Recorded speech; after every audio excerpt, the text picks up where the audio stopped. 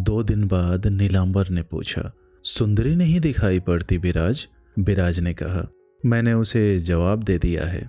नीलांबर ने परिहास समझकर कहा, अच्छा किया, लेकिन बताओ तो उससे हुआ क्या है? विराज ने कहा, होगा क्या, मैंने सचमुच ही उसे छुड़ा दिया है। फिर भी नीलांबर इस पर विश्वास नहीं कर सका। बहुत ही अचंभे में आकर उसके मुंह की ओर ताकते हुए बोला, उसको कैसे छुड़ा दोगी? वह कितना ही कसूर करे, यह भी तो ख्याल करो कितने दिनों की पुरानी दासी है। उसने क्या किया था? विराज ने कहा, मैंने अच्छा समझकर ही छुड़ा दिया है। नीलांबर ने कुछ चिढ़कर कहा, यही तो पूछता हूं कि कैसे अच्छा समझा। विराज स्वामी के मनोभाव को समझ गई। चुपचाप दम भर उसका मुंह ताकती रही, फिर बोली, मैंने अच्छा समझा, छुड़ा दिया। अब तुम अच्छा समझो तो बुला लाओ, कहकर उत्तर की प्रतीक्षा किए बिना ही वह चौके में चली गई।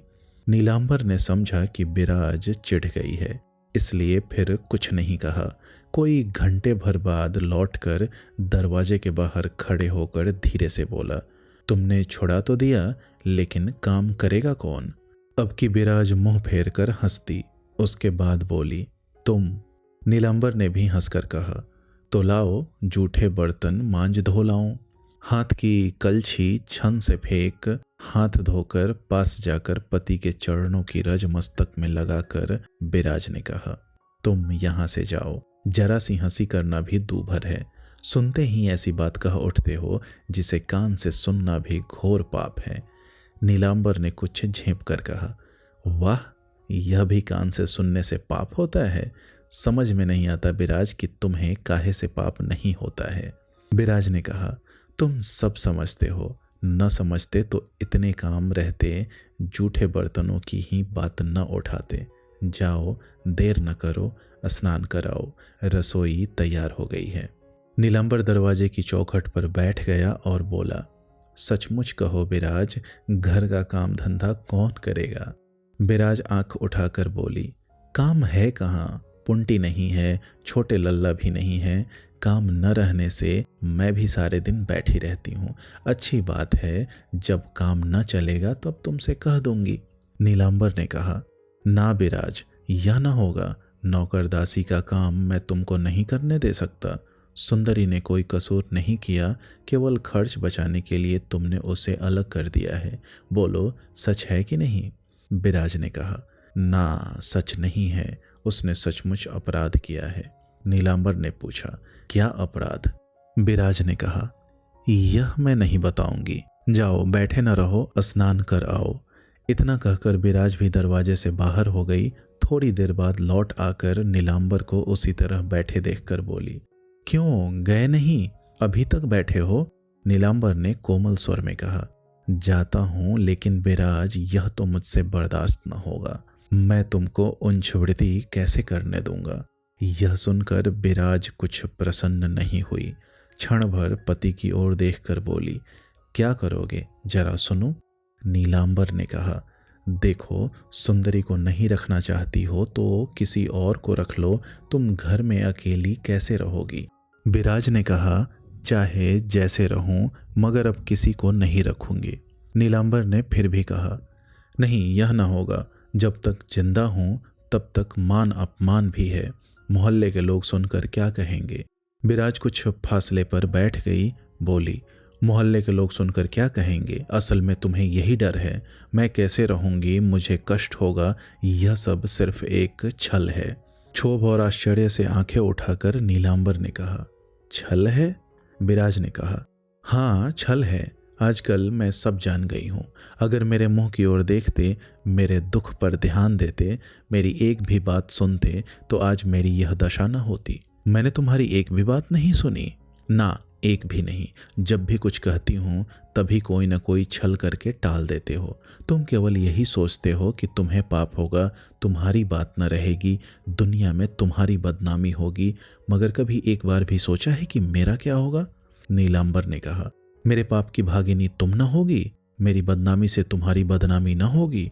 अब की विराज एकदम क्रोधित हो उठी, तीखी होकर बोली, देखो, ये सब बच्चों को फुसलाने की बातें हैं। अब मेरी उम्र ऐसी बातों से बहलने की नहीं है।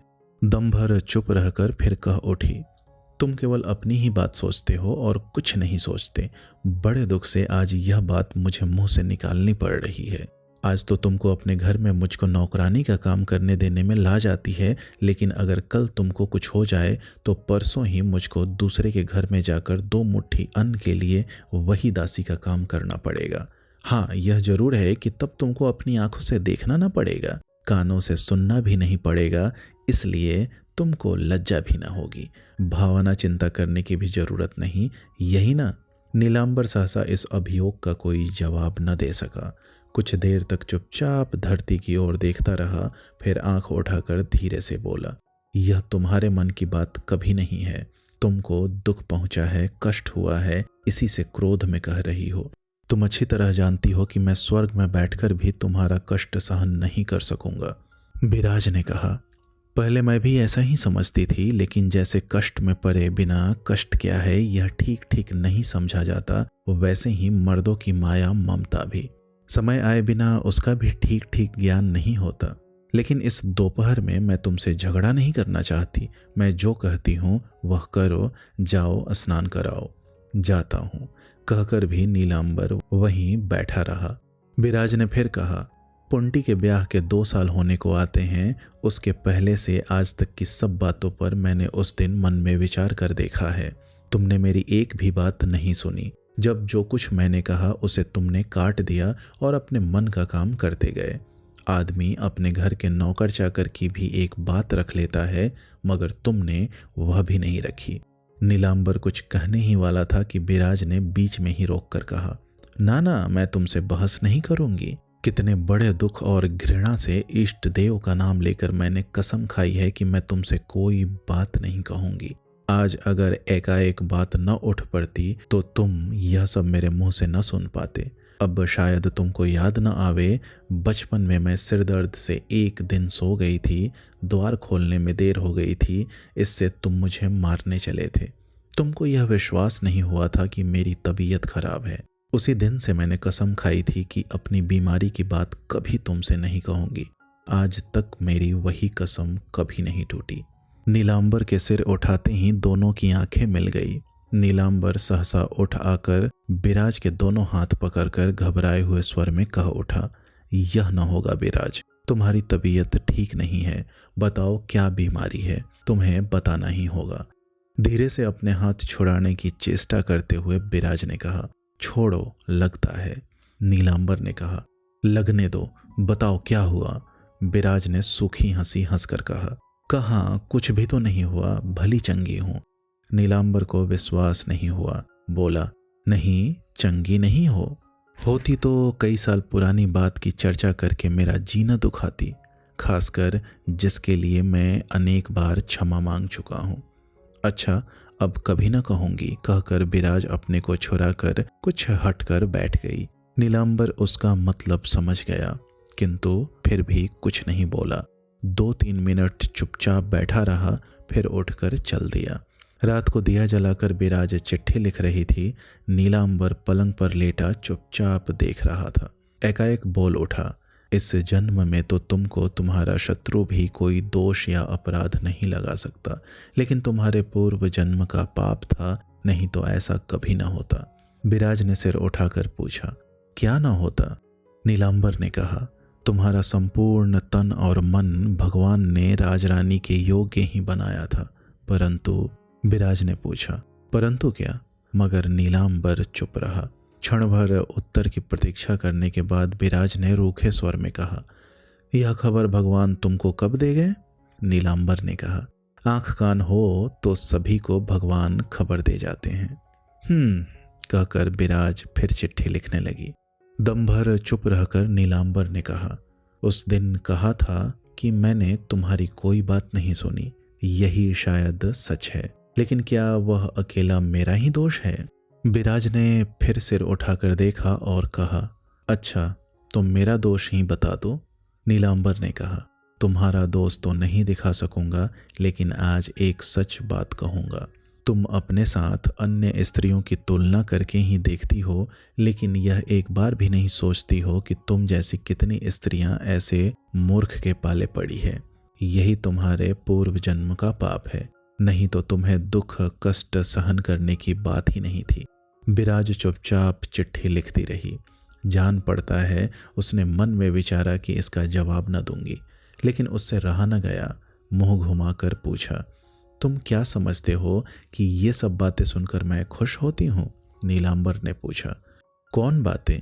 विराज ने कहा, यही जैसे मैं राजरानी हो सकती थी, सिर्फ तुम्हारे हाथों में पड़कर ऐसी हो गई हूँ। तुम शायद समझते हो कि यह सब सुनकर मुझे प्रसन्नता होती है, या जो ये बातें कहता है उसका मुंह देखने को जी चाहता है। नीलांबर ने देखा विराज का क्रोध बहुत बढ़ गया है।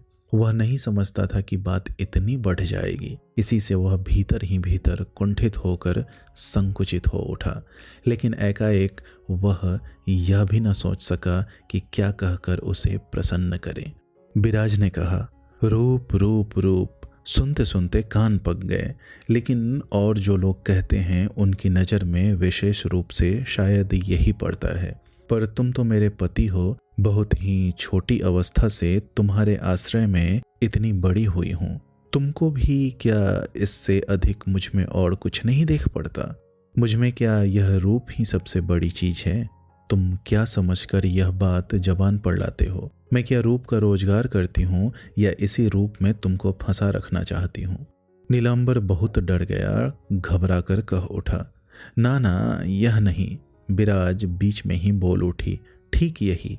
इसी से मैंने एक दिन तुमसे पूछा था कि अगर मैं काली कुत्सित होती तो तुम मुझसे प्यार करते या नहीं, याद है?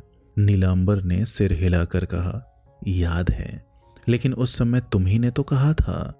हाँ, कहा था कि तुम काली कुत्सित होने पर भी मुझसे प्यार करते, क्योंकि मुझसे विवाह किया है। मैं गृहस्थ की बेटी और गृहस्थ की बहू हूँ। मुझे ये बातें सुनाते तुमको लाज नहीं लगती? पहले भी तुमने यह बात कही थी। बोलते बोलते क्रोध और अभिमान से उसकी आंखों में आंसू भर आए और वे दीपक के प्रकाश में चमकने लगे। यह देखते ही नीलांबर ने चट पलंग से उतरकर उसका हाथ पकड़ लिया। विराज ने स्वयं ही एक दिन कह दिया था कि हाथ पकड़ लेने से फिर क्रोध नहीं रहता। नीलांबर को एकाएक वही बात याद आ गई। उसने एकाएक उठकर विराज का दाहिना हाथ अपने दोनों हाथों में ले लिया और चुपचाप उसके पास बैठ गया। विराज ने बाएं हाथ से अपनी आंखें पोंछ डाली। उस रात को बड़ी देर तक दोनों प्राणी चुपचाप जागते रहे। नीलांबर ने एकाएक पत्नी की ओर मुंह घुमाकर मीठी वाणी से पूछा, आज तुम्हें इतना क्रोध क्यों आ गया विराज? विराज ने कहा, तुमने वैसी बातें क्यों कही? नीलांबर ने कहा, मैंने तो कोई बुरी बात नहीं कही। विराज फिर बिगड़ उठी, अधीर भाव से बोली, फिर भी कहते हो कि बुरी बात नहीं कही? बहुत बुरी बात है, अत्यंत खराब। इसी के लिए तो सुंदरी को। कहते कहते विराज रुक गई, चुप हो रही। दम भर चुप रहकर नीलांबर ने कहा, केवल इसी अपराध पर तुमने सुंदरी को जवाब दे दिया? केवल हूं कहकर विराज चुप रही। नीलांबर ने भी फिर कुछ नहीं पूछा। विराज तब आप ही आप कहने लगी, देखो, जिद न करो, मैं कोई दुधमुही बच्ची नहीं हूँ, भला बुरा सब समझती हूँ। उसने छुड़ा देने के लायक काम किया था, इसी से उसे छुड़ा दिया। क्यों छुड़ा दिया, क्या बात हुई, यह सब बातें अगर तुम मर्दों ने न सुन पाई तो न सही। नीलांबर ने कहा, ना, अब मैं सुनना भी नहीं चाहता। यूं कहकर एक ठंडी सांस लेकर धीरे से करवट बदलकर नीलांबर सो रहा। बंटवारे के 2-4 दिन बाद ही छोटे भाई पीतांबर ने बीच से चटाई और बांस की टट्टी खड़ी करके अपना हिस्सा अलग कर लिया था। दक्षिण की ओर दूसरा दरवाजा फोड़ लिया था और उसके सामने एक छोटी सी बैठक बना ली थी। अपने घर को अच्छी तरह सजाकर, सुंदर और साफ सुथरा बनाकर वह बड़े आराम से रह रहा था। यूं तो पहले भी वह बड़े भाई से अधिक बोलता चालता नहीं था, पर अब सारे ही संबंध बिल्कुल टूट गए थे। इस तरफ विराज को प्रायः दिन भर अकेले ही रहना पड़ता था। सुंदरी के जाने के बाद से यह सब काम धाम उसे ही करना पड़ता था। उसके अलावा पहले जो काम दासी करती थी, उन कामों को लोक लाज के मारे पास पड़ोस के लोगों की नज़र बचाकर वह एकांत में कर लेती थी और इसीलिए उसे अधिक रात गए तक जगना पड़ता था।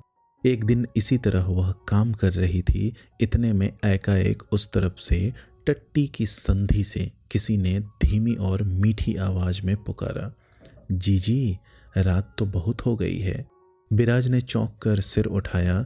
पुकारने वाले ने वैसी ही आवाज में धीरे से कहा, जीजी, मैं हूं मोहिनी। बिराज ने विस्मित होकर कहा, कौन? छोटी बहू, इतनी रात गए? मोहिनी ने कहा, हाँ जीजी, मैं हूं, जरा पास आओ। बिराज उठकर टट्टी के पास गई। छोटी बहू ने धीरे से पूछा, जेठ जी क्या सो गए? बिराज ने कहा, हाँ। मोहिनी ने कहा, जीजी एक बात है, लेकिन कह नहीं सकती। इतना कहकर वह चुप हो गई। उसके कंठ का स्वर सुनकर बिराज को मालूम हुआ कि छोटी बहू रो रही है। चिंतित होकर पूछा, क्या हुआ छोटी बहू? मोहिनी तुरंत जवाब न दे सकी। जान पड़ा वह आंचल से आंसू पोंछती हुई अपने को संभाल रही है।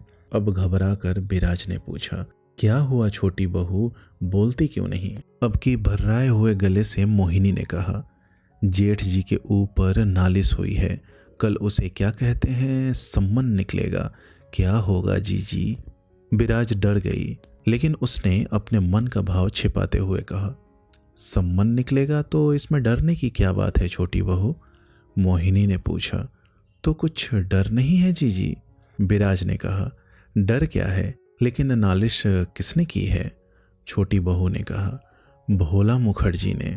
बिराज क्षण भर सन्नाटे में आकर खड़ी रही, फिर बोली, हाँ मैं सब समझ गई, अब और कहने की जरूरत नहीं। मुखर्जी का पावना उन पर है ना, इसी से जान पड़ता है उसने नालिश कर दी है। मगर इसमें डरने की बात नहीं है छोटी बहू। इसके बाद दोनों ही चुप हो रहीं। कुछ देर बाद छोटी बहू ने कहा, जीजी, मैंने तुमसे कभी अधिक बातचीत नहीं की है, मैं बात करने योग्य भी नहीं हूँ। क्या आज अपनी इस छोटी बहन की एक बात मानोगी? उसकी आवाज से ही बिराज का हृदय आर्द्र हो गया था।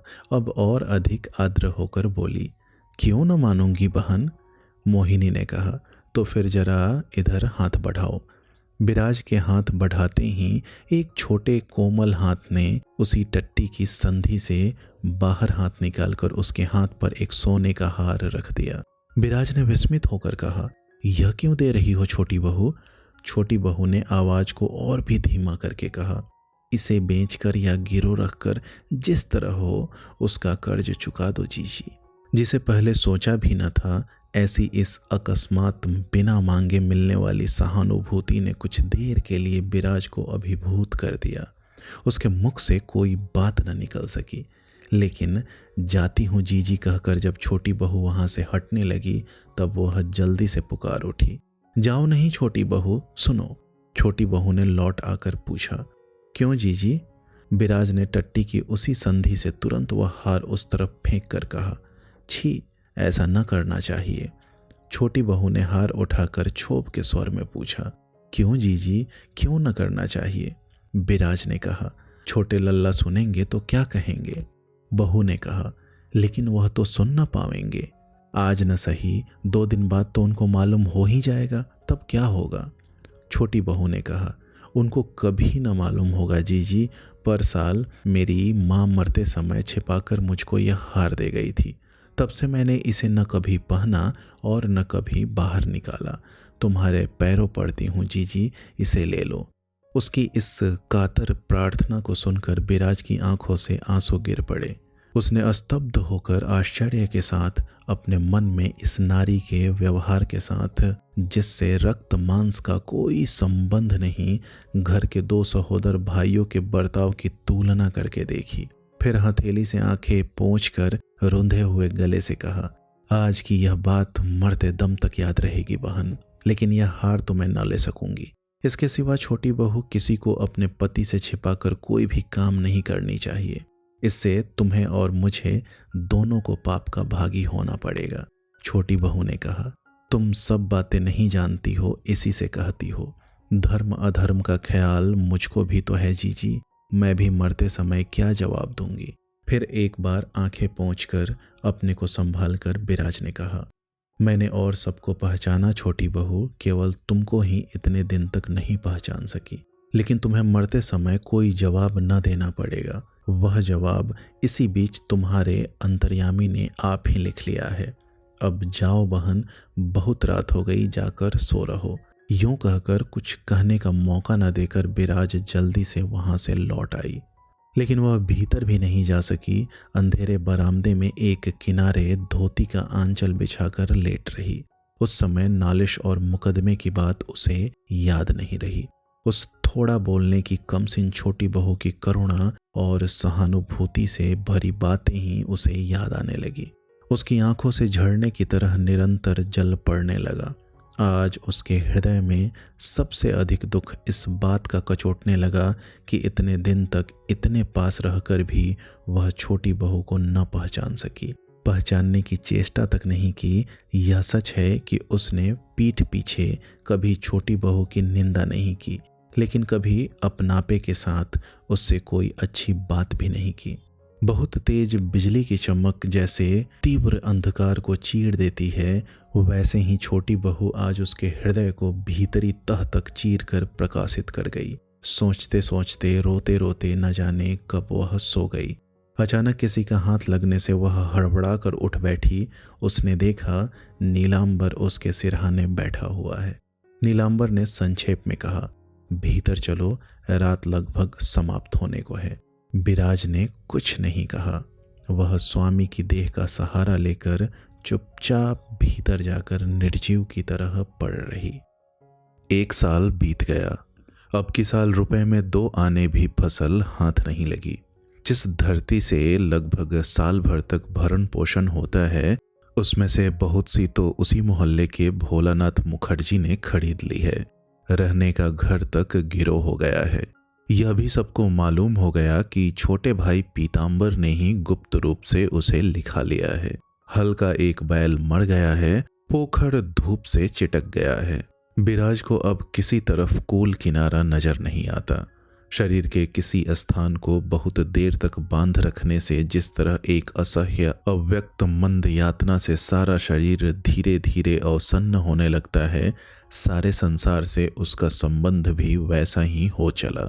पहले बिराज जब तब हंसती थी, कोई बात निकालकर किसी मिस से हंसी दिल लगी कर बैठती थी, लेकिन अब उस घर में ऐसा कोई भी आदमी न था जिससे वह बात करे। यहाँ तक कि अगर कोई मिलने भेंटने आता या उसका हालचाल जानना चाहता तो भी वह मन में चिढ़ जाती है। वह स्वभाव से अभिमानिनी है। अब आस पड़ोस के लोगों की साधारण बात से भी बिगड़ उठती है।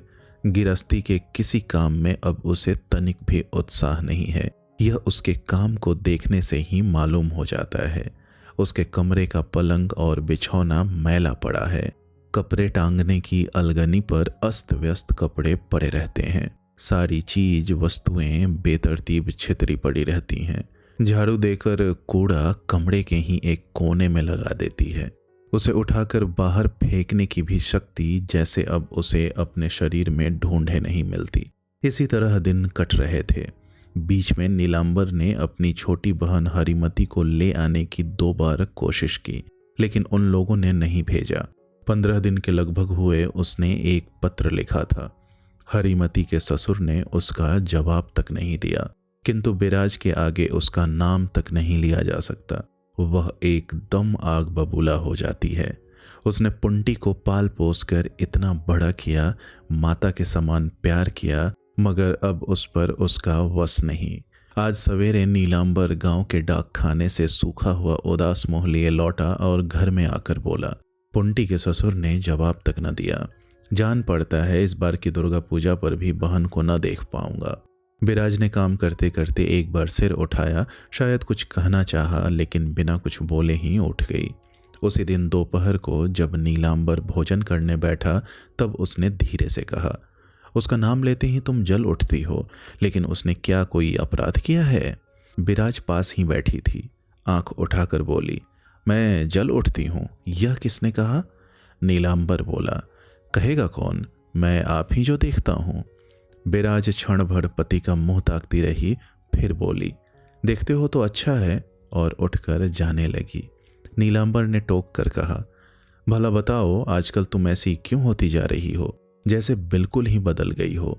बिराज ने घूमकर नीलांबर की बात ध्यान देकर सुनी और बोली, दूसरों के बदलने से भी बदल जाना पड़ता है, और फिर बाहर हो गई। इसके 2-3 दिन बाद तीसरे पहर बाहर के चंडी मंडप में अकेला बैठा नीलांबर गुनगुनाकर कुछ गा रहा था। बिराज उसके पीछे आकर कुछ देर चुपचाप रही, फिर सामने आकर खड़ी हो गई। नीलांबर ने सिर उठाकर कहा, क्या है? बिराज तीखी नजर से ताकती रही, कुछ जवाब न दिया। नीलांबर के सिर नीचा करते ही बिराज ने रूखी आवाज में कहा, जरा सिर फिर से उठाओ देखूं। नीलांबर ने न सिर उठाया न कुछ उत्तर ही दिया, बस चुप रहा। बिराज पहले की ही तरह कठोर भाव से बोली, आंखें तो खूब लाल है, क्या दम लगाना फिर शुरू कर दिया?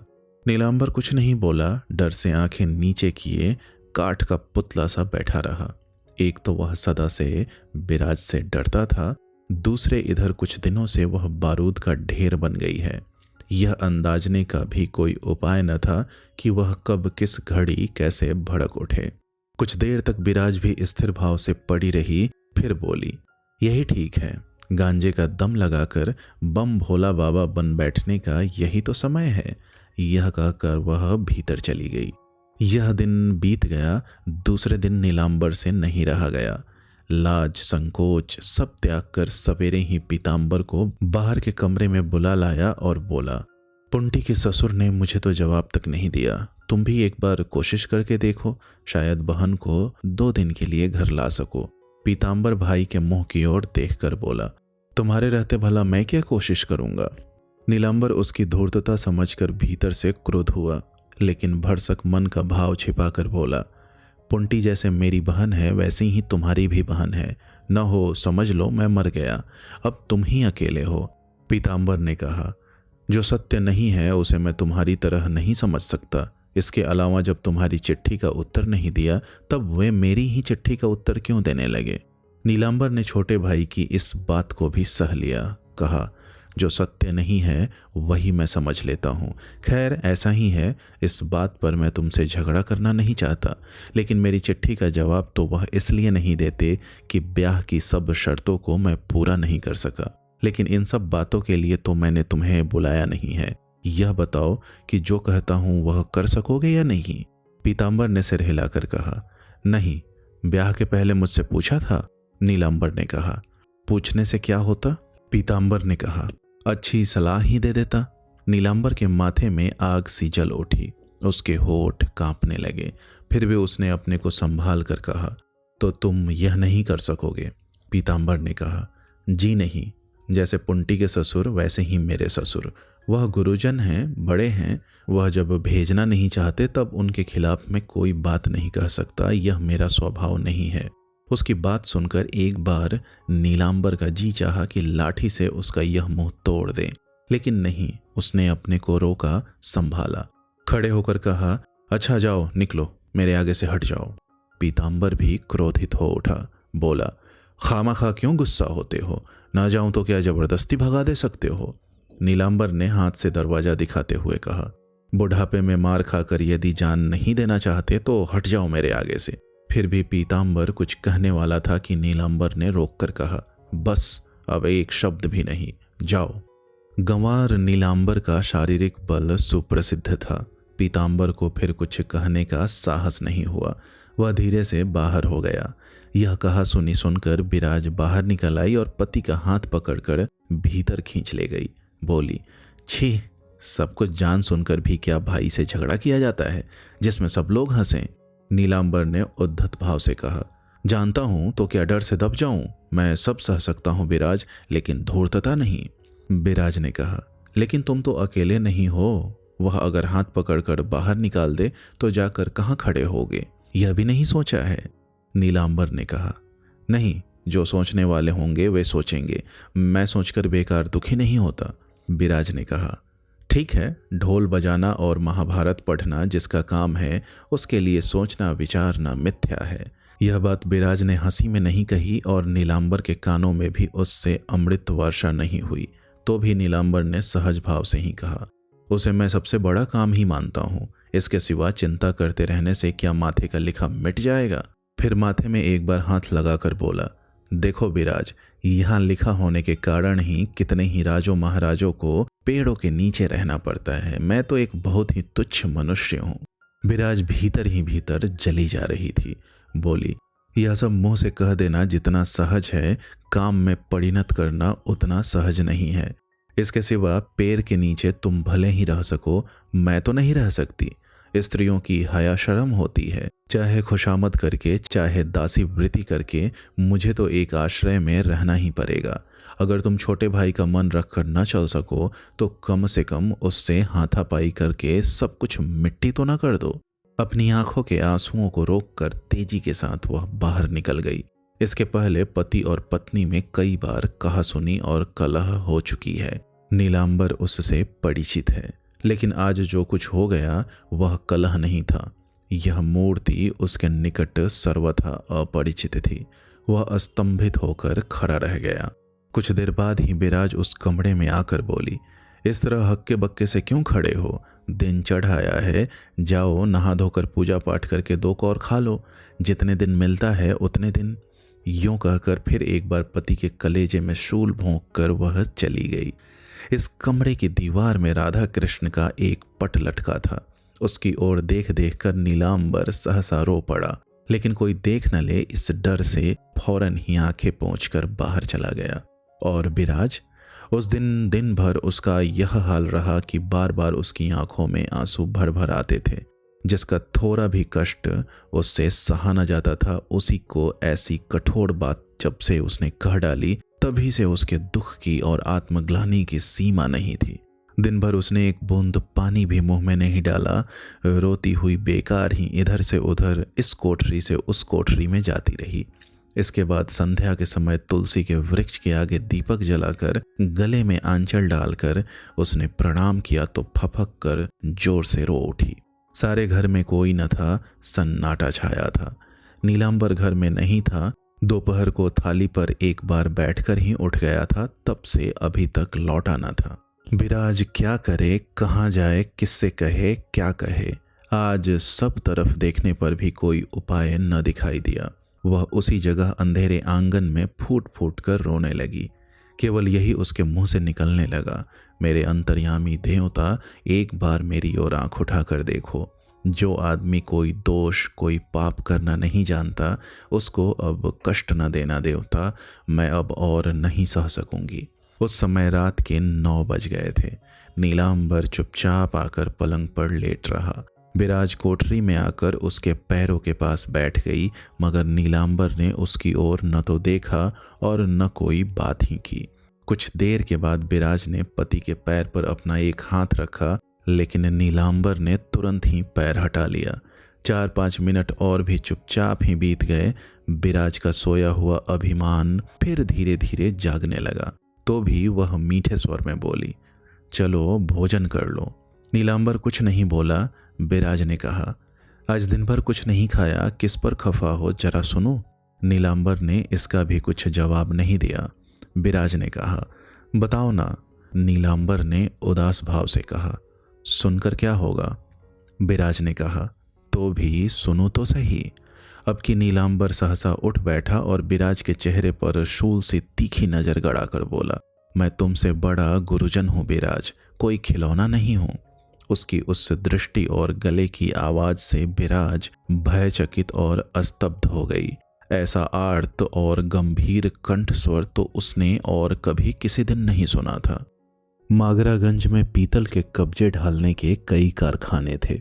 इस मोहल्ले की चांडाल जाति की लड़कियां मिट्टी से सांचे बनाकर वहां बेच आती थी। असह्य दुख की ज्वाला से जलती हुई विराज ने उनमें से एक लड़की को बुलाकर उससे सांचे बनाना सीख लिया था। वह बहुत ही बुद्धिमती और काम करने में असाधारण चतुर थी। 2 ही दिनों में यह काम सीखकर वह सबसे अच्छे सांचे बनाने लगी थी।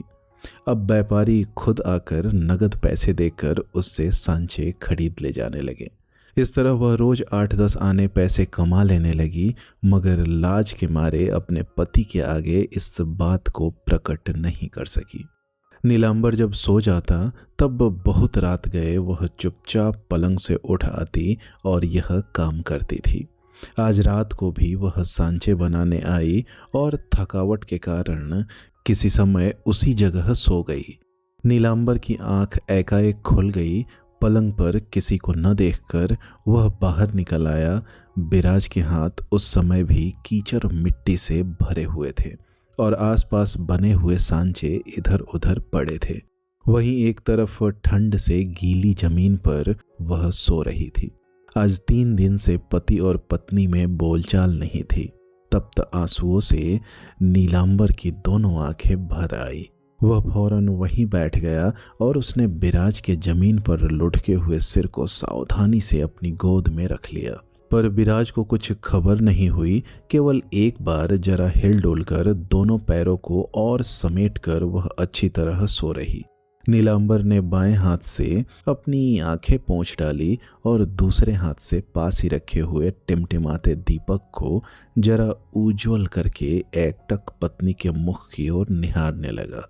यह क्या हो गया? कहाँ इतने दिन तो उसने देखा नहीं।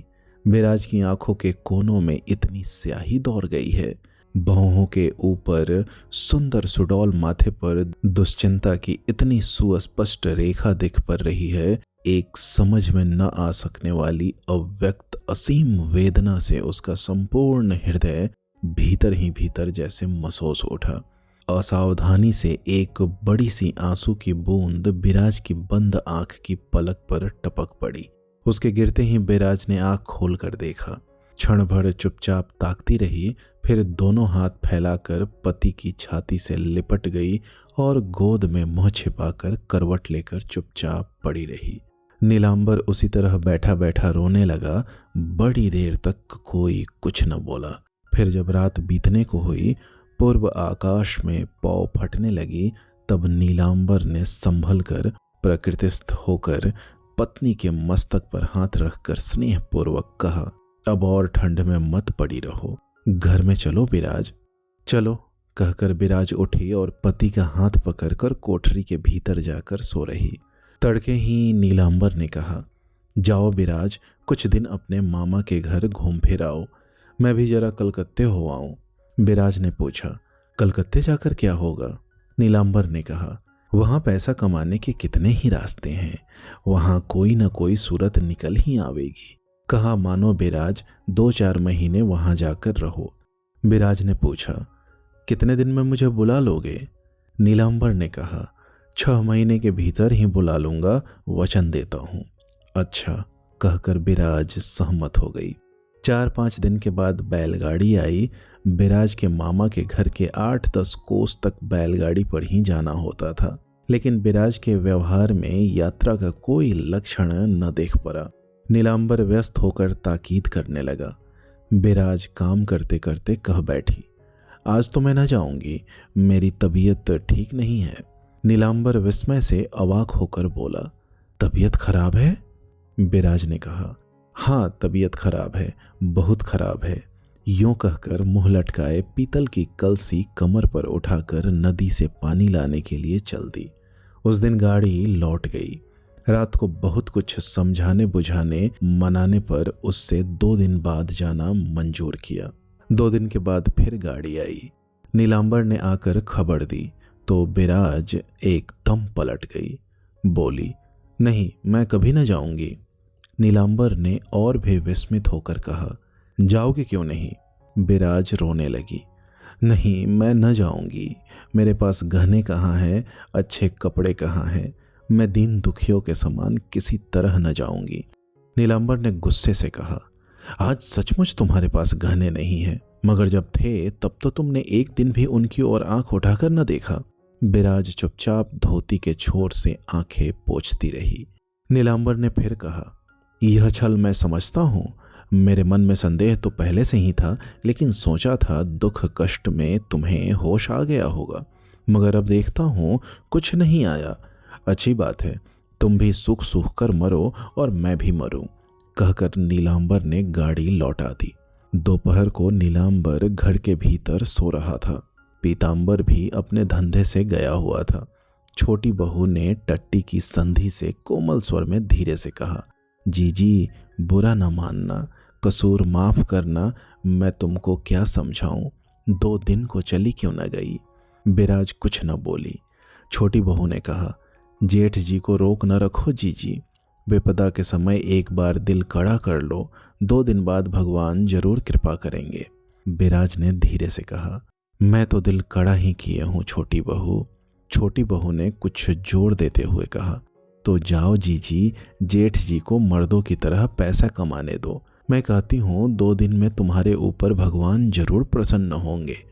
बिराज ने एक बार सिर उठाकर कुछ कहना चाहा, लेकिन फिर सिर झुकाकर चुप रही। छोटी बहू ने कहा, जा न सकोगी जीजी। अब भी बिराज ने सिर हिलाकर कहा, नहीं, सवेरे नींद से उठकर उनका मुंह देखे बिना मैं एक दिन भी नहीं बिता सकूंगी। जो मुझसे नहीं हो सकता वह काम के लिए मुझसे मत कहो छोटी बहू। इतना कहकर वह जाने लगी। इतने में छोटी बहू ने सहसा रुआन सी आवाज में पुकार कर कहा, जाओ नहीं जीजी, कुछ दिन के लिए तुमको यहाँ से जाना ही पड़ेगा, गए बिना मैं कभी न मानूंगी। बिराज घूमकर खड़ी हो गई। दम भर स्थिर भाव से खड़ी होकर बोली, ओह समझ गई, शायद सुंदरी आई थी। छोटी बहू ने सिर हिलाकर कहा, आई थी। बिराज ने कहा, इसी से चले जाने को कहती हो? बहू ने कहा, हाँ इसीलिए कहती हूँ जीजी, तुम यहाँ से चली जाओ। बिराज फिर कुछ देर तक चुप रही। इसके बाद बोली, एक कुत्ते के डर से घर छोड़कर भाग जाऊं? बहू बोली, कुत्ता जब पागल हो जाता है तो उससे डरना ही बेहतर होता है जीजी। इसके सिवा अकेले तुम्हारे ही लिए नहीं, सोच कर देखो, इसे लेकर और भी क्या क्या अनिष्ट हो सकते हैं। बिराज कुछ देर तक फिर चुप रही। उसके बाद उद्दत भाव से सिर उठाकर बोली, नहीं, किसी तरह न जाऊंगी। और यह कहकर छोटी बहू को प्रत्युत्तर का अवकाश न देकर वह तेजी से हट गई। मगर अब उसे जैसे डर लगने लगा। उसके घाट के ठीक सामने उस पार 2 दिन से बड़ी धूमधाम से एक नहाने का घाट बनाया जा रहा था और नदी में पानी न रहने पर भी मछली पकड़ने का मचान बंध रहा था। बिराज मन ही मन समझ गई कि यह सब क्यों हो रहा है। नीलांबर एक दिन स्नान करके आया तो पूछा, उस पार यह घाट कौन लोग बांध रहे हैं? बिराज एकाएक बिगड़ उठी, बोली, मैं क्या जानूं, और तेजी से हट गई। उसका भाव देखकर नीलांबर अवाक हो गया। किंतु उसी दिन से बिराज ने वक्त बेवक्त पानी भरने के लिए नदी पर जाना एकदम बंद कर दिया। वह या तो बहुत तड़के या कुछ रात बीते नदी पर जाती। इसके सिवा 1000 काम अटकने पर भी वह कभी उधर मुंह न करती। लेकिन भीतर ही भीतर घृणा, लज्जा और क्रोध के मारे मानो उसका दम घुटने लगा। 4 दिन बाद एक दिन नीलांबर ही घाट से लौटकर हंसते हुए बोला, नए जमींदार का साजबाज देखती हो बिराज? बिराज समझकर अनमने भाव से बोली, देखती क्यों नहीं? नीलांबर हंसते हंसते बोला, मैं सोचता हूं कि यह आदमी पागल तो नहीं है। नदी में 2-4 छोटी मछलियां रहने लायक तो जल नहीं है, लेकिन यह आदमी नदी में एक बड़ी गिरडीदार बंसी डाले दिन भर बैठा रहता है। बिराज चुप रही। वह किसी तरह अपने पति की हंसी का साथ न दे सकी। नीलांबर कहने लगा, मगर यह तो ठीक नहीं है। भले आदमियों के खिड़की घाट के सामने सारा दिन उसके बैठे रहने से स्त्रियां लड़कियां कैसे जाएंगी? अच्छा, तुम लोगों को तो निश्चय ही बड़ी असुविधा होती होगी। बिराज ने कहा, होती है तो क्या किया जाए? नीलांबर ने कुछ उत्तेजित होकर कहा, लेकिन ऐसा क्यों हो? बंसी लेकर पागलपन करने को क्या और कोई जगह नहीं है? ना, कल सवेरे ही कचहरी जाकर कहा आऊंगा कि शौक है तो कहीं और बंसी डालकर बैठा करो, लेकिन हमारे घर के सामने यह सब नहीं हो सकेगा। पति की बात सुनकर बिराज डर गई। उसने व्यस्त होकर कहा, ना, तुमको यह सब कहने जाने की जरूरत नहीं। नदी सिर्फ हमारी ही नहीं है जो तुम मना कर जाओगे। नीलांबर विस्मित हो उठा, बोला, तुम कहती क्या हो बिराज? न सही हमारे अकेले की, किंतु क्या उसे अच्छे बुरे का विचार न करना चाहिए? मैं कल ही जाकर कहाँ आऊँगा। न मानेगा तो मैं खुद यह सब घाट वाट तोड़ फोड़ कर फेंक दूंगा। इसके बाद जो हो सके कर ले। सुनकर बिराज सन्नाटे में आ गई। फिर धीरे से बोली, तुम जमींदार से झगड़ा करने जाओगे? नीलांबर ने कहा, क्यों न जाऊंगा? बड़ा आदमी है तो क्या जो चाहेगा अत्याचार करेगा और उसे सहते रहना होगा? बिराज ने कहा, साबित कर सकोगे कि वह अत्याचार करता है? नीलांबर ने झल्ला कर कहा, मैं इतनी बहस के बखेड़े में नहीं पड़ता। साफ देख रहा हूं कि अन्याय कर रहा है और तुम कहती हो साबित कर सकोगे। कर सकूंगा या नहीं यह मैं देख लूंगा। बिराज क्षण भर पति के मुंह की ओर स्थिर दृष्टि से देखती रही, फिर बोली, देखो दिमाग तनिक ठंडा रखो। जिनको 2 जून खाने को नहीं जुड़ता उनके मुंह से यह सब बातें सुनकर लोग थू थू करेंगे। नीलांबर ने कहा, कैसे? बिराज ने कहा, और कैसे, तुम जमींदार के लड़के से लड़ना चाहते हो? ऐसे रूढ़ भाव से यह बात बिराज के मुंह से निकल गई कि नीलांबर से सही न गई। वह एकदम आग बबूला हो उठा, जोर से चीख कर बोला, तू मुझे कुत्ता बिल्ली समझती है क्या, जो हर घड़ी खाने का ताना दिया करती है? तुझे कब 2 जून खाने को नहीं जुड़ा? दुख कष्ट उठाते उठाते बिराज में पहले का सा धीरज और सहनशीलता नहीं रह गई थी। वह भी जल उठी और बोली, बेकार चिल्लाओ नहीं। जिस तरह 2 जून खाना जुड़ाता है सो तुम अवश्य नहीं जानते, लेकिन मैं जानती हूँ और मेरे अंतर्यामी जानते हैं। इस बारे में अगर तुम कुछ कहने जाओगे तो मैं जहर खा लूंगी। कहते कहते बिराज ने सिर उठाकर देखा, नीलांबर का चेहरा एकदम विवर्ण हो गया था। उसकी दोनों आंखों में विह्वल हतबुद्धि दृष्टि है। उस नजर के सामने बिराज एकदम सकुचा कर सिमट कर जरा सी हो गई। वह एक भी बात न कहकर धीरे से खिसक गई। उसके चले जाने पर भी नीलांबर उसी तरह खड़ा रहा। उसके बाद एक लंबी सांस छोड़कर बाहर जाकर चंडी मंडप में एक किनारे स्तब्ध होकर बैठ गया। उसके प्रचंड क्रोध ने सोचे समझे बिना एक ऐसी जगह जो ऊंची न थी जोर से सिर उठाया ही था कि वैसे ही जोर की टक्कर खाकर वह बिल्कुल निस्पंद जड़ हो गया। नीलांबर के कानों में बिराज का यही आखिरी बात गूंजने लगा था कि गिरस्ती कैसे चलती है। उसे उस अंधेरी गहरी रात में घर के बाहर धरती पर लेटी हुई बिराज का थका हुआ वही सुस्त मुंह रह रह कर याद आने लगा। सच ही तो है, यह तो अब उसे जानने को बाकी नहीं रह गया है कि दिन कैसे कटते हैं और यह असहाय नारी कैसे अकेले गिरस्ती चलाती है।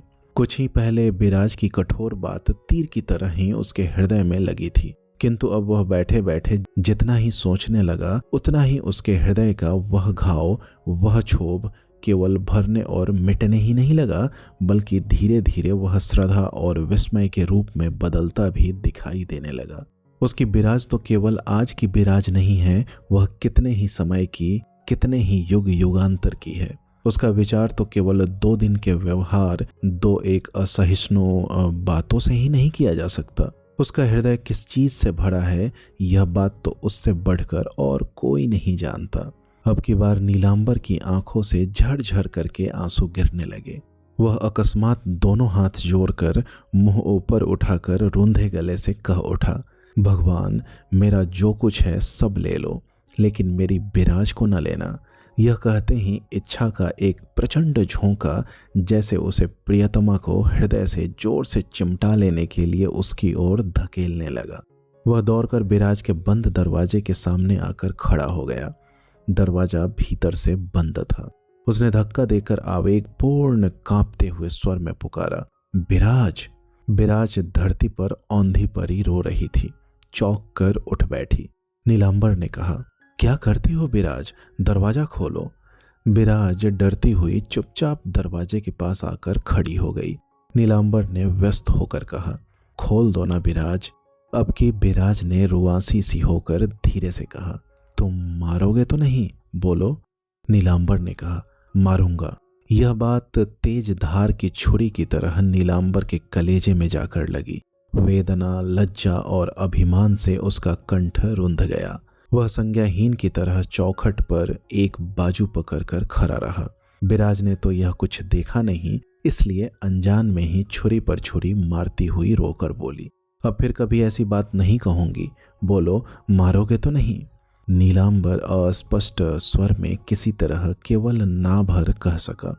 डरते डरते धीरे धीरे जैसे बिराज ने कुंडी खोली वैसे ही नीलांबर लड़खड़ाता हुआ भीतर घुसकर आंखें मूंद कर पलंग पर जाकर पड़ गया। उसकी मुंदी हुई दोनों आंखों के कोनों से लगातार आंसुओं की धारा बह चली। पति का ऐसा चेहरा उसने और कभी नहीं देखा था। अब सब उसकी समझ में आ गया। सिरहाने के पास बैठकर बड़े प्रेम और स्नेह से स्वामी का सिर अपनी गोद में रखकर वह आंचल से उसके आंसू पोंछने लगी। धीरे धीरे संध्या काल का अंधकार घर में फैलने और घना होने लगा, तो भी किसी ने मुंह नहीं खोला, कोई बात नहीं की। अंधेरे में दोनों चुपचाप स्थिर पड़े रहे, किंतु पति और पत्नी में मन ही मन जो बातें हो गई उन्हें जान पड़ता है केवल उनके अंतर्यामी ने ही सुना। फिर भी नीलांबर सोच रहा था बिराज यह बात अपनी जबान पर कैसे लाई। बिराज के मन में इतनी बड़ी हीन धारणा कैसे उत्पन्न हुई कि वह उसे मार सकता है। एक तो गिरस्ती के दुख कष्टों की कोई हद नहीं, उस पर रोज रोज यह क्या होने लगा। 2 दिन नहीं बीतते कि झगड़ा हो जाता है, बात बात में मनोमालिन्य, सामना होते ही कलह, पग पग पर मतभेद। सबसे बड़ी बात यह है कि उसकी ऐसी बिराज दिन पर दिन कैसी होती जा रही है, और सब ओर देखने पर भी इस दुख के सागर का किनारा कहीं दिखाई नहीं देता। भगवान के श्री चरणों में नीलांबर की अटल भक्ति थी, भाग्य के लेख पर बेहद विश्वास था। वह यही विचारने लगा। उसने मन में किसी को दोष नहीं दिया, किसी को बुरा नहीं कहा, किसी की निंदा नहीं की। चंडी मंडप में दीवार पर टंगे हुए राधा कृष्ण की जुगल जोड़ी के चित्र के सामने खड़े होकर वह रोकर कहने लगा, मेरे भगवान, अगर इतने दुख में डालना ही चाहते थे तो मुझको इतना निरुपाय क्यों बनाया तुमने। वह कितना निरुपाय है इस बात को उससे बढ़कर कोई नहीं जानता। लिखना पढ़ना सीखा नहीं, कोई कामकाज करना जानता नहीं, जानता था केवल दीन दुखियों की सेवा करना, सीखा था केवल भगवान का नाम लेना और भजन करना। इससे दूसरों का दुख कष्ट अवश्य दूर होता था, लेकिन आज कुसमय में उसका अपना दुख कैसे दूर हो। अब तो उसके पास कुछ भी नहीं है, सब चला गया। इसी से दुख की ज्वाला में जलते जलते उसने कितनी बार अपने मन में सोचा है कि अब यहाँ नहीं रहूंगा, जिधर सूझ पड़ेगा उधर बिराज को लेकर चला जाऊंगा। पर क्या इस 7 पीढ़ियों के घर को छोड़कर किसी देव मंदिर के द्वार पर बैठकर अथवा किसी वृक्ष के नीचे पड़कर वह सुखी हो सकेगा? यह छोटी सी नदी, यह पेड़ पौधों से घिरा हुआ घर, जन्म के परिचित घर और बाहर के लोगों के मुख, सबको छोड़कर किसी देश में अथवा स्वर्ग में भी जाकर क्या वह एक दिन भी जीवित रह सकेगा? इसी घर में उसकी माँ मरी है, इसी चंडी मंडप की दालान में उसने अंत समय अपने पिता की सेवा की है और उन्हें गंगा पहुंचाया है। यही उसने पुंटी को सेया पाला है, उसका ब्याह किया है। इस घर की, इस स्थान की ममता वह किस तरह छोड़ सकेगा? वह वहीं बैठकर दोनों हाथों से अपना मुंह ढककर रुंधे हुए गले से रोने लगा। उसको क्या यही इतना ही दुख है? अपनी प्यारी बहन को वह कहाँ दे आया कि उसकी कोई खबर तक नहीं मिल पाती। कितने दिनों से वह बहन को नहीं देख पाया, उसका उच्च कंठ से दादा कहकर पुकारना भी नहीं सुन पाया। पराए घर में वह क्या दुख उठा रही है, कितना रो कलप रही है, यह वह कुछ भी नहीं जान सका। अथवा बिराज के आगे उसका नाम लेना भी कठिन है। वह उसे पाल पोस कर भी इस तरह भुला सकी है, लेकिन वह कैसे भूले? वह पेट की सगी सहोदरा बहन है, उसे गोद में लेकर कंधे पर चढ़ाकर इतना बड़ा किया है। जहां कहीं गया उसे भी साथ ले गया और इसके लिए कितने ही व्यंग उपहास सहे हैं। लेकिन पुंटी को रोते छोड़कर वह किसी तरह घर के बाहर एक पग भी नहीं जा सका है। यह सब बातें वह जानता है और छोटी बहन जानती है। बिराज जानती हुई भी नहीं जानती, कभी एक बात भी नहीं कहती।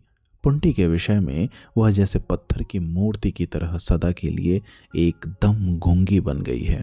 यह ख्याल ही नीलांबर के कलेजे में शूल सा चुभता है कि उसने मन ही मन उसकी निरपराध बहन को अपराधी बना रखा है। किंतु इस विषय की जरा सी चर्चा करने तक का रास्ता बंद है। कोई बात चलाते ही बिराज उसे रोक कर कह उठती है, ये सब बातें रहने दो, वह राजरानी हो। लेकिन उसकी बातों की जरूरत नहीं। वह राजरानी शब्द का उच्चारण कुछ इस तरह से करके उठ जाती है कि नीलांबर के हृदय के भीतर आग सी सुलग उठती है। वह इसी आशंका से मन ही मन व्याकुल हो उठता है कि कहीं उस पर गुरुजनों का शाप न पड़े और कहीं उसका अकल्याण न हो जाए। वह भगवान से प्रार्थना करता है, छिपाकर प्रसाद चढ़ाकर नदी में बहा आता था। इसी तरह उसके दिन कट रहे थे। दुर्गा पूजा आ पहुंची। अब उससे रहा नहीं गया। बिराज से छिपाकर कहीं से कुछ थोड़े रुपए संग्रह करके एक धोती और कुछ मिठाई मोल लेकर उसने सुंदरी को जाकर पकड़ा। सुंदरी ने बैठने के लिए आसन बिछा दिया, तमाकू भर लाई। नीलांबर ने आसन पर बैठकर अपने फटे पुराने मैले दुपट्टे के भीतर से वह धोती निकाल कर कहा, देख सुंदरी, तूने तो उसे पाला पोसा है, जा एक बार देखा। वह आगे न बोल सका। मुंह फेरकर उसने चादर से आंखें पोंछ ली। सुंदरी इन लोगों के कष्ट की बात जानती थी, गांव के सभी जानते थे। उसने पूछा, वह कैसी है बड़े बाबू? नीलांबर ने गर्दन हिलाकर कहा, हाँ, मालूम नहीं। सुंदरी में बुद्धि विवेचना थी। उसने और कोई प्रश्न नहीं किया। दूसरे दिन सवेरे ही जाने की बात कहने से नीलांबर उसे कुछ राह खर्च देने को तैयार हुआ, पर सुंदरी ने नहीं लिया। कहा, नहीं बड़े बाबू, तुमने धोती मोल ले ली, नहीं तो वह भी मैं न ले जाती। तुम्हारी ही तरह मैंने भी तो उसे आदमी बनाया है। नीलांबर की आंखों से फिर आंसू गिर पड़े। वह मुंह फेरकर बार बार उन्हें पोंछने लगा।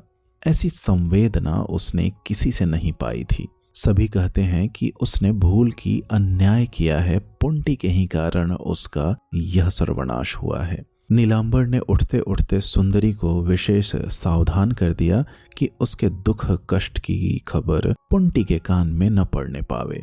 नीलांबर के चले जाने पर अब की सुंदरी ने भी आंचल से अपने आंसू पोंछ लिए। इस आदमी को सभी मन ही मन प्यार करते थे, सभी भक्ति करते थे। उस दिन विजयादशमी थी। तीसरे पहर बिराज ने सोने की कोठरी में जाकर भीतर से दरवाजा बंद कर लिया। संध्या होते न होते कोई चाचा कहकर घर में घुस आया और किसी ने नीलू दादा, नीलू भैया कहकर बाहर ही से आवाज लगाई। सूखा मोहलिया नीलांबर चंडी मंडप से निकलकर सामने आ खड़ा हुआ। यथा नियम किसी ने प्रणाम किया, कोई गले मिला, फिर सब भाभी को प्रणाम करने के लिए भीतर की ओर चले। उनके साथ साथ नीलांबर ने भी आकर देखा कि बिराज रसोई घर में नहीं है। सोने की कोठरी का द्वार भी बंद है। उसने किवाड़ों में धक्का देकर पुकारा, लड़के तुमको प्रणाम करने के लिए आए हैं बिराज। बिराज ने भीतर ही से कहा, मुझे बुखार है, उठ नहीं सकती। सबके चले जाने पर थोड़ी ही देर में फिर किसी ने धक्का दिया, लेकिन बिराज बोली नहीं। दरवाजे के बाहर ही से धीरे से किसी ने कहा, जीजी मैं हूं मोहिनी, जरा दरवाजा खोलो। फिर भी बिराज ने जवाब नहीं दिया। मोहिनी बोली, यह ना होगा जीजी, सारी रात इस दरवाजे पर खड़ा रहना पड़े तो भी खड़ी रहूंगी, किंतु आज तुम्हारा आशीर्वाद लिए बिना इस जगह से नहीं हटूंगी। अब दरवाजा खोलकर बिराज सामने आ खड़ी हुई। उसने देखा मोहिनी के बाएं हाथ में खाने की सामग्री की टोकरी और दाहिने हाथ के पात्र में छनी हुई भांग है। दोनों चीजें पैरों के पास रखकर मोहिनी ने बिराज के चरणों पर सिर रखकर प्रणाम किया। फिर कहा, मुझे केवल वही आशीष दो जीजी कि मैं तुम्हारी जैसी हो सकूं। बस इसके सिवा मैं तुम्हारे मुंह से और कोई आशीष नहीं चाहती। बिराज ने सजल आंखों को आंचल से पोंछकर चुपचाप छोटी बहू के झुके हुए सिर पर हाथ रख दिया। मोहिनी खड़ी होकर बोली, आज त्योहार के दिन आंसू नहीं गिराना चाहिए, मगर मैं यह तुमसे तो कह नहीं सकती जीजी। अगर तुम्हारी देह की हवा भी मेरी देह को छू गई हो तो उसी के जोर से कहे जाती हूँ कि अगले साल ऐसे ही दिन वह बात कहूंगी। मोहिनी के जाने पर बिराज ने वह सामग्री उठाकर कोठरी में रख दी और स्थिर निश्चल बैठी रही। आज वह और भी अच्छी तरह समझ गई कि मोहिनी दिन रात उस पर आंख रखती है। इसके बाद कितने ही लड़के आए गए, मगर बिराज ने फिर दरवाजा बंद नहीं किया। वही सब चीजें देखकर आज का आचार पूरा किया गया। दूसरे दिन सवेरे वह क्लांत भाव से बरामदे में बैठी साग संभाल रही थी कि सुंदरी ने आकर प्रणाम किया। बिराज ने आशीष देकर बैठने को कहा। बैठते ही सुंदरी ने कहा, कल रात हो गई थी, इसी से आज सवेरे ही कहने आई हूँ, लेकिन चाहे जो कहो बहू, ऐसा जानती तो मैं कभी न जाती। बिराज की समझ में न आया। वह उसका मुंह ताकने लगी। सुंदरी कहने लगी, घर में कोई नहीं है, सब लोग घूमने के लिए पछाह गए हैं। है एक बूढ़ी बुआ, उसकी वह कड़ी कड़ी बातें क्या कहूँ। बोली, लौटा ले जा। दामाद तक तो एक धोती नहीं भेजी, खाली एक सूती धोती लेकर पूजा का व्यवहार चुकाने आई है। इसके बाद नीच, चमार, बेहया आदि न जाने क्या क्या बकती रही, जिसके कहने से कुछ फायदा नहीं है।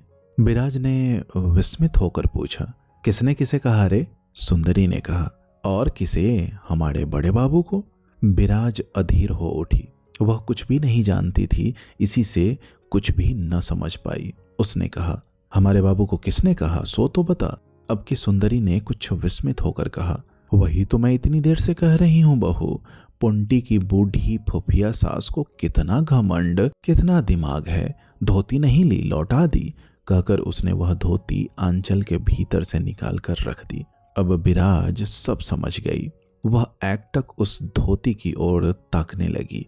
उसके भीतर और बाहर आग लग गई। नीलांबर बाहर गया था, कब लौटेगा इसका कुछ ठीक न था। सुंदरी उसकी राह न देख सकी, चली गई। दोपहर को नीलांबर भोजन करने बैठा था। भीतर आकर वह धोती उसके सामने कुछ दूर पर रखकर बिराज ने कहा, सुंदरी लौटाकर दे गई है। सिर उठाकर देखते ही नीलांबर डर से एकदम मुरझा गया। उसने कल्पना भी नहीं की थी कि यह भेद इस तरह बिराज के आगे खुल जाएगा। उसने कुछ भी नहीं पूछा, चुपचाप सिर झुका लिया। बिराज ने कहा, उन्होंने क्यों नहीं ली, क्यों भरपेट गालियां देकर लौटा दी, यह सब सुंदरी के पास जाकर सुन लेना। फिर भी नीलांबर ने न तो सिर उठाया और न ही कोई बात कहने या सुनने की इच्छा प्रकट की। बिराज भी चुप रही। नीलांबर की भूख प्यास सब एकदम जाती रही। वह झुके हुए भीत मुख से केवल यही अनुभव करने लगा कि बिराज स्थिर दृष्टि से देख रही है और उस दृष्टि से आग बरस रही है। शाम को नीलांबर सुंदरी के घर गया। बार बार पूछकर सब बातें सुनी। फिर कहा, जब पछाह घूमने गए हैं तो जरूर ही वह मजे में है, क्यों न सुंदरी? सुंदरी ने सिर हिलाकर कहा, मजे में तो है ही बाबूजी। नीलांबर का मुख खिल उठा, बोला, तुमने देखा कितनी बड़ी हो गई है? सुंदरी ने हंसकर कहा, भेंट तो हुई नहीं बाबूजी। अपने प्रश्न पर लज्जित होकर नीलांबर ने कहा, ठीक है, लेकिन नौकर चाकरों से तो सुना होगा। सुंदरी ने कहा, नहीं बाबू, मरी फुफिया सास ने ऐसी जली कटी सुनाई, ऐसे हाथ पैर फेंके और मटकाए कि पूछती क्या, भागते राह ही नहीं मिली। दम भर क्षुब्ध मुख से स्थिर रहकर कहा, अच्छा, मेरी पुंटी पहले से कुछ दुबली हो गई है या कुछ मोटी ताजी, तुझे कैसा लगता है? प्रश्नों का उत्तर देते देते सुंदरी क्लांत हो गई थी। संक्षेप में कह दिया, मोटी ही हुई होगी। आशा से उत्सुक होकर नीलांबर ने पूछा, जान पड़ता है सुन आई है, क्यों? सुंदरी ने गर्दन हिलाकर कहा, नहीं बाबू, सुन तो कुछ भी नहीं आई। तो फिर जाना कैसे? अब की सुंदरी खींच उठी, बोली, जाना और कहां से? तुमने पूछा कि तुझे कैसा लगता है, इसी से कह दिया कि शायद मोटी ही हुई होगी। नीलांबर ने सिर झुकाकर धीरे से बोला, ठीक है। इसके बाद सुंदरी के मुंह की ओर चुपचाप देखते रहकर एक ठंडी सांस लेकर वह उठ खड़ा हुआ और बोला, अच्छा, तो आज जाता हूँ, फिर किसी दिन आऊंगा। सुंदरी ने शांति की सांस ली। असल में उसका कसूर न था, एक तो कहने को कुछ था नहीं, उस पर 2 घंटे से लगातार एक ही बात को सैकड़ों तरह से कह कह कर भी वह नीलांबर के कौतूहल को मिटा नहीं सकी थी।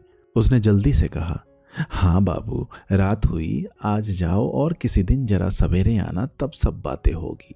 इतनी देर बाद नीलांबर का ध्यान सुंदरी की उत्कंठापूर्ण व्यस्तता की ओर गया और वह जाता हूं कहकर चल दिया।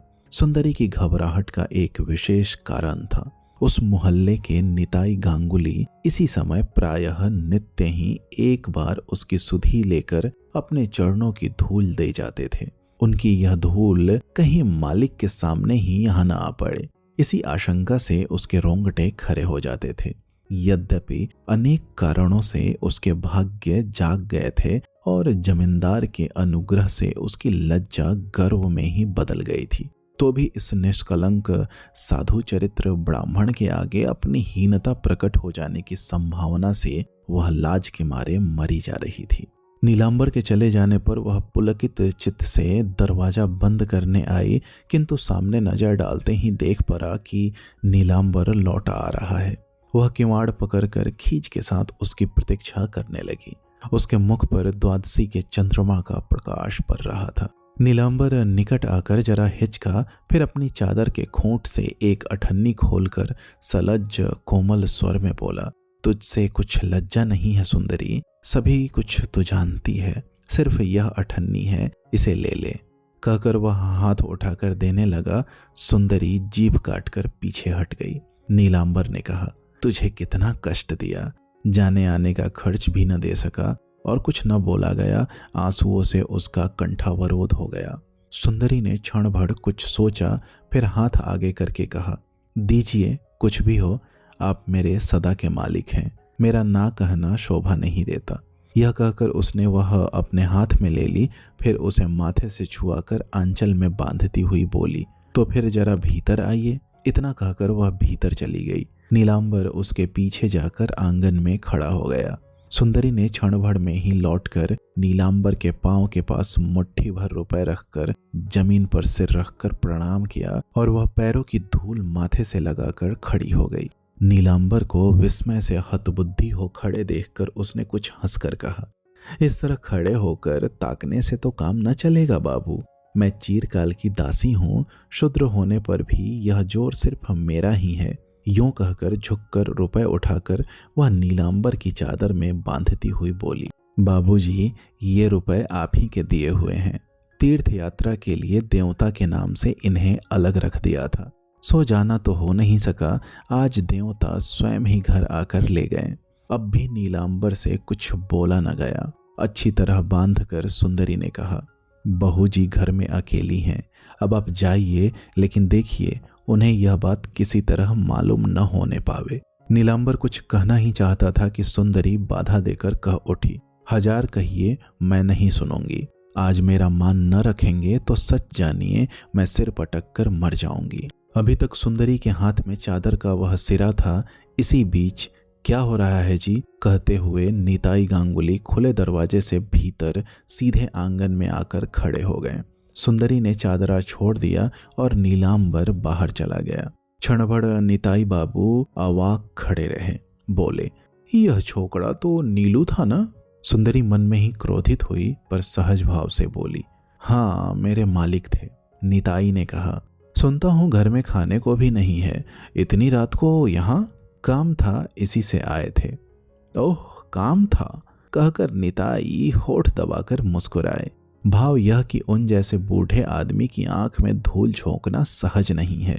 सुंदरी उस मुस्कुराहट का सीधा मतलब समझ गई। निताई की अवस्था 50 साल के ऊपर ही थी। सिर के 12 आने बाल पक गए थे, मूछ दाढ़ी सफाचट, सिर पर मोटी चोटी, मस्तक पर सवेरे का चंदन का तिलक अभी तक यथास्थान था। सुंदरी उनकी ओर एकटक देखती रही। उस दृष्टि का अर्थ समझ लेना निताई के लिए संभव न था। इसी से कुछ उत्तेजित होकर कह उठे, इस तरह क्यों देख रही हो? देख रही हूँ? क्या देख रही हो? देख रही हूँ कि तुम भी ब्राह्मण हो और जो चले गए वह भी ब्राह्मण हैं, लेकिन दोनों में कितना आकाश पाताल का अंतर है। बात समझ में न आने के कारण निताई ने पूछा, कैसा अंतर? सुंदरी मुस्कुराकर बोली, बूढ़े आदमी ठहरे, ओस में न खड़े रहो, ऊपर दालान में आकर बैठो। मैं कसम खाकर कहती हूँ गांगुली महाशय, तुम्हारी तरफ देखकर सोच रही थी कि मेरे मालिक के पैरों की तनिक सी रज पाकर ही तुम जैसे कितने ही गांगुली तर जाते। सुंदरी की यह बात सुनकर निताई क्रोध और विस्मय से ताकते रह गए। उनके मुंह से बोल नहीं फूटा। सुंदरी ने चिलम उठा ली और तमाकू भरते भरते बिल्कुल ही सहज भाव से कहा, क्रोध न करो ब्राह्मण देवता, मैंने सच बात ही कही है। आज ही नहीं, बराबर देखती आ रही हूँ। मालिक के जनेऊ की ओर देखते ही आंखें चौंधिया जाती है। मालूम पड़ता है जैसे उनके गले पर आसमान की बिजली कौंध रही है। और अपना जनेऊ देखो, देखते हंसी आती है। कहते कहते वह खिलखिलाकर हंस पड़ी। निताई पहले से ही ईर्ष्या की आग में जल रहे थे, अब क्रोध से पागल हो उठे। उनकी आंखें लाल अंगारा हो गईं। चिल्लाकर कहा, इतना घमंड न कर सुंदरी, मुंह सड़ जाएगा। सुंदरी ने चीलम फूंकते हुए पास आकर हंसकर कहा, कुछ न होगा, लो तंबाकू पियो। मुंह तो तुम ही लोगों का मरने पर नहीं जलेगा, जो मेरे दुखी मालिक को देखकर हंसते हो। निताई हुक्का फेंक कर उठ खड़े हुए। सुंदरी ने उनके दुपट्टे का एक सिरा पकड़ लिया और हंसते हुए बोली, बैठो बैठो, तुम्हें मेरे सिर की कसम।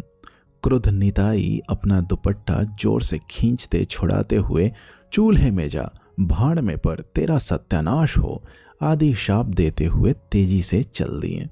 सुंदरी वहीं बैठकर थोड़ी देर तक खूब हंसती रही, फिर धीरे से उठकर सदर दरवाजा बंद करके धीरे धीरे कहती रही, कहाँ वह और कहाँ यह, ब्राह्मण इसको कहते हैं। इतने दुख कष्ट में रहने पर भी मुंह पर हमेशा हर घड़ी हंसी झलकती रहती है, फिर भी उनकी ओर आंख उठाने की हिम्मत नहीं पड़ती, मानो आग जल रही हो।